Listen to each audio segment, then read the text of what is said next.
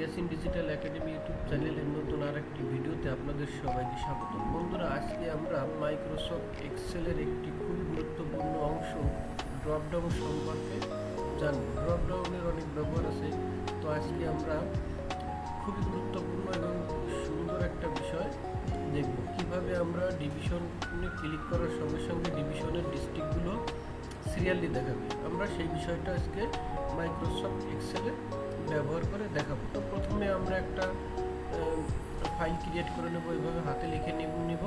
তারপরে আমরা একটা সিলেক্ট করে কন্ট্রোল সেভে আমরা আমাদের অন্য ডিস্ট্রিক্টের ঘরগুলো সিলেক্ট করে নেব। তো বন্ধুরা, একটা জিনিস খুবই গুরুত্বপূর্ণ, আপনাদের এই ফন্ট সাইজগুলো সম্পূর্ণ এক সাইজ হতে হবে, ঠিক আছে? যদি 20 রাখতে চান তো 20 রাখবেন, সবগুলোই ডিস্ট্রিক্ট এবং ডিভিশনের ফন্টগুলো একই রাখবেন। তো সিলেক্ট রাখার পরে আমরা চলে আসবো ফর্মুলা বারে যাই আমরা টপে ক্লিক করবো। টপে যাওয়ার সঙ্গে সঙ্গে আমাদের ডিভিশনগুলো উপরে বারে চলে আসবে।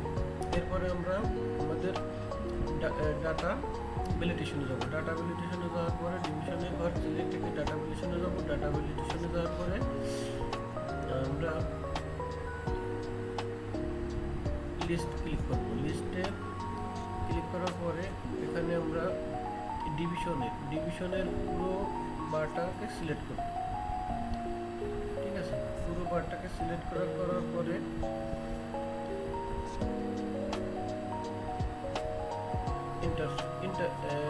ওকে ক্লিক করব।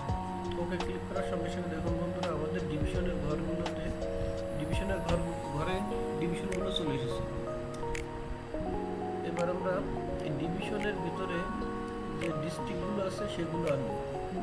তো সেজন্য আমাদের ডিস্ট্রিক্ট ঘর সিলেক্ট রাখার পরে ডাটা অপশনে যেতে হবে। ডাটা অপশন থেকে আমরা যাবো ডাটা ভ্যালিডেশনে যাওয়ার পরে আমরা এখানে লিস্টকে ক্লিক করব। লিস্টে ক্লিক করার পরে এখানে আমরা একটা সূত্র অ্যাপ্লাই করবো, হচ্ছে ইনডাইরেক্ট সূত্র, ঠিক আছে? ইনডাইরেক্ট ফর্মুলা অ্যাপ্লাই করব। তো ইজিক্যাল টু ইনডাইরেক্ট লেখার পরে আমরা যেহেতু আমাদের ডিভিশন ঘরেই আমাদের ডিস্ট্রিক্টগুলো থাকে, তো আমরা ডিভিশনে সিলেক্ট করব। সিলেক্ট করার পরে আমরা ব্র্যাকেট ক্লোজ করে দেবো। ক্লোজ করে দেওয়ার পরে ওকে ক্লিক করব। ওকে ক্লিক করার সঙ্গে সঙ্গে দেখুন বন্ধুরা, এখনও যদি আমরা যদি এখন খুলনা সিলেক্ট করি তো খুলনা বিভাগের ডিস্ট্রিক্টগুলো চলে আসবে, এবং যদি বরিশাল ক্লিক করি বরিশালের ডিস্ট্রিক্টগুলো চলে আসবে।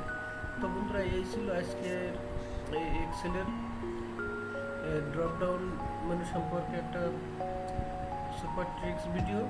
তো বন্ধুরা, আপনাদের ভালো লাগলে চ্যানেলটিকে সাবস্ক্রাইব করবেন এবং লাইক কমেন্ট করে পাশে থাকবেন। তো বন্ধুরা, পরবর্তী ভিডিওর জন্য